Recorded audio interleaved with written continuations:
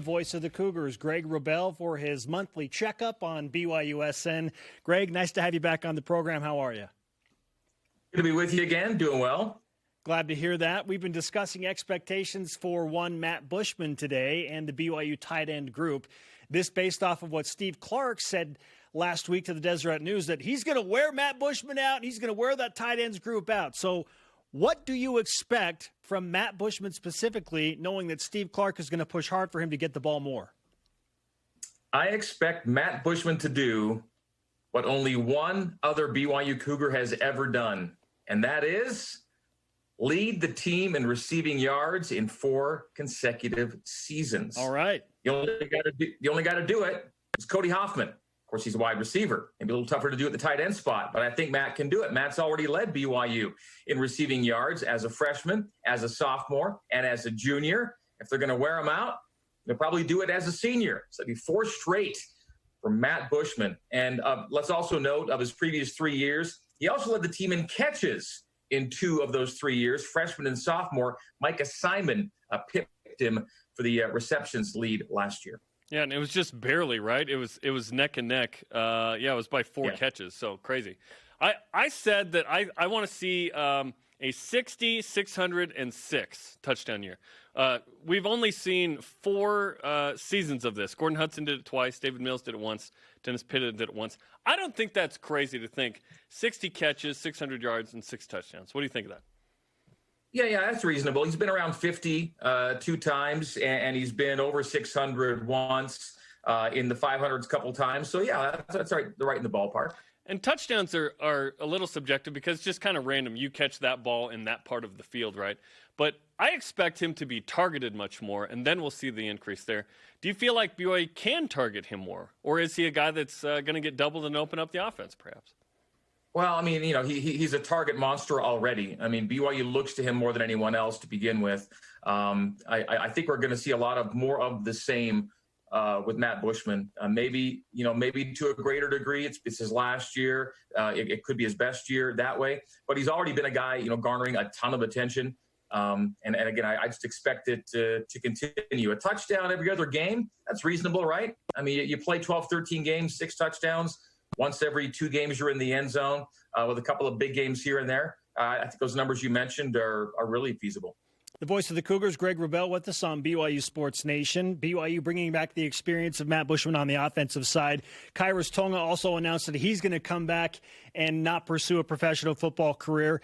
But is Kairos or somebody else the defensive player that you think will have the biggest impact on the 2020 BYU football season?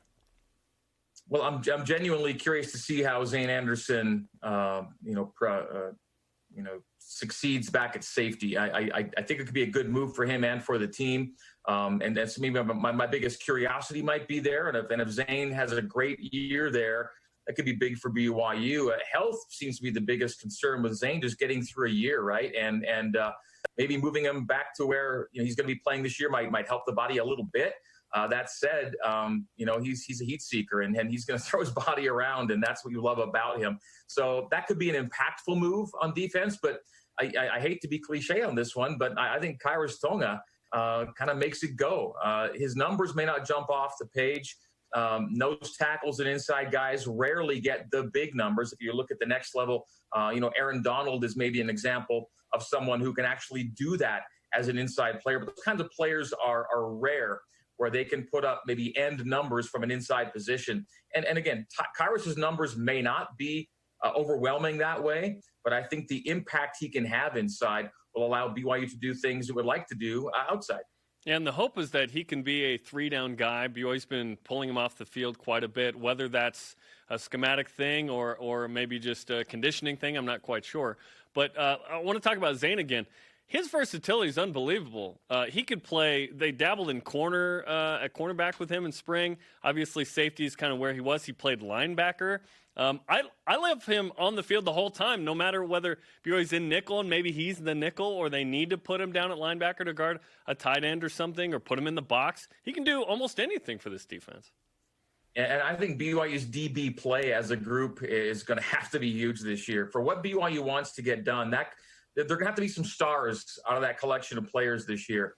And Zane Anderson is as good a candidate as any. I'm such a fan of his. And again, just only wish and cross fingers hard that he can play a 12, 13 game season, that his body will let him do it. He's that good.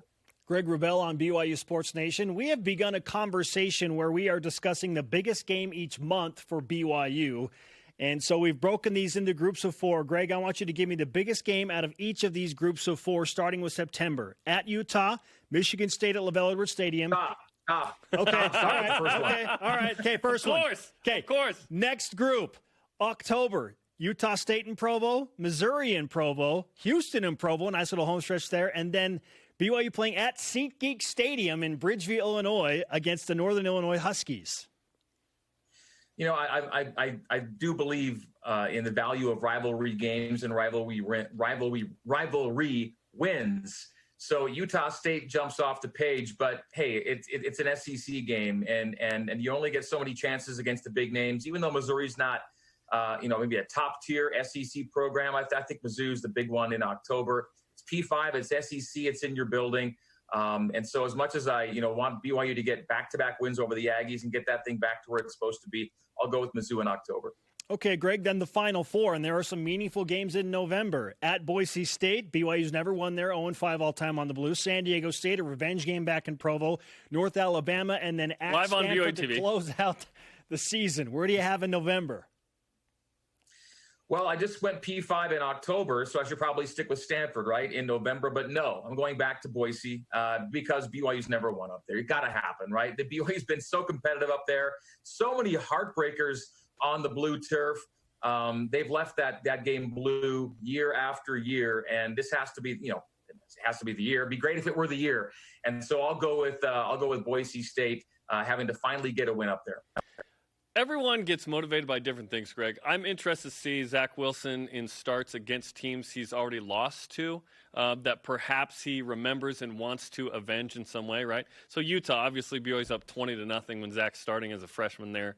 And then you look at, Northern Illinois is a game that got away from BYU, didn't score enough, 7-6 in 2018. Boise State, a 5-point loss. Zach takes a sack, perhaps could have thrown it away, right? And then San Diego State, of course, he's playing with, the football that he couldn't grip, but BYU had injuries. So those are 4 games that kind of stick out in terms of Zach Wilson has an opportunity to, with the team, of course, but go win a game that BYU lost in the last 2 seasons. Well, if Zach is the starter, as we presume he will be, you just hope that all those games matter throughout the season, and then he's the guy, if he's the guy, because as we've discussed, and it's pretty clear, having one guy be the guy for the whole season has been a rare thing for BYU over the last many years. And so, while we bring up Zach, maybe he won't be the only guy needed this year. Again, I think it's great if it is. I think it's great if your number one guy, ostensibly your best guy, is your only guy for 12 or 13 games. That means things are going well. And BYU hasn't had one of those years in quite a while. Greg Wrubell with us on BYU Sports Nation. Before you go, Greg, let's talk a little BYU basketball. Mark Pope and his staff have been very, very busy in the transfer portal this offseason. They obviously landed Matt Harms. That was a huge get for BYU. But they're still in need of a ball handler, a potential combo guard. So is Jesse Wade potentially that guy? And if not, then what does BYU do? Yeah, Jesse's whole situation hinges on, the ability to get that knee and that leg right again and then have it last for a season. The way it looks right now, BYU's looking at either, I think, 1 or 2 open scholarships. A lot of that's depending on the status of a previous scholarship player in Jesse Wade. So, 1 or 2 spots to fill, but the group he's got already with say 11 committed scholarships, not including Jesse, 12 including Jesse. It's a pretty well-rounded group. And again, maybe we don't know who that guy is yet because AB is going to handle, the bulk of the point guard minutes. But, maybe somebody else already on that roster would be a guy able to jump up and play some minutes there, if not Jesse. And again, the hope is, the crossing of the fingers is that Jesse Wade gets back. But we have, it's been so long. Think about it.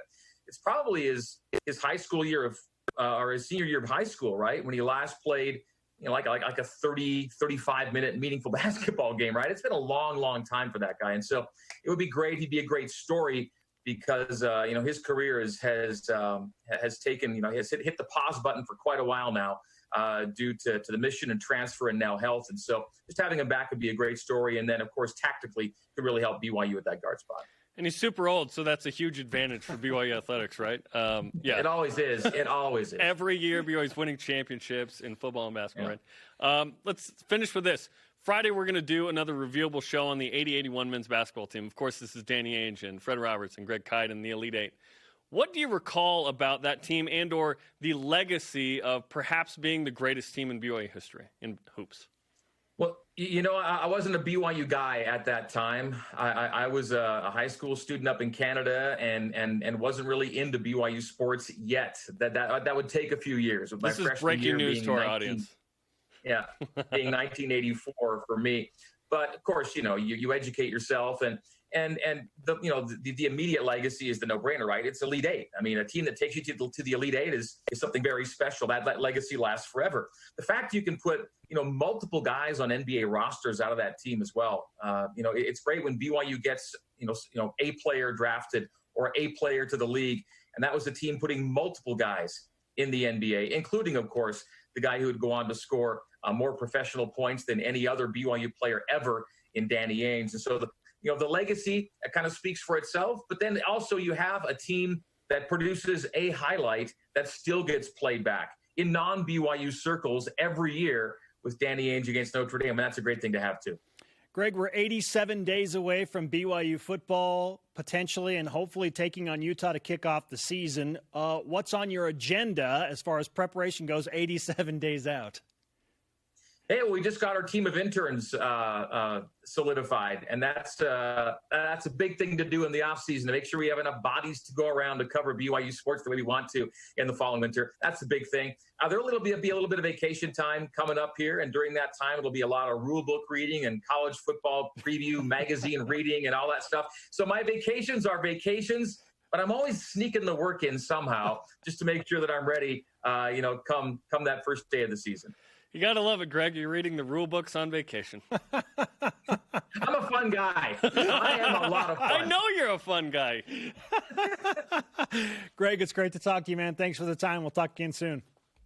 Yeah, all right. Go Cougs. Greg Wrubell on the Deseret First Credit Union Hotline. Deseret First, you know why, we show how.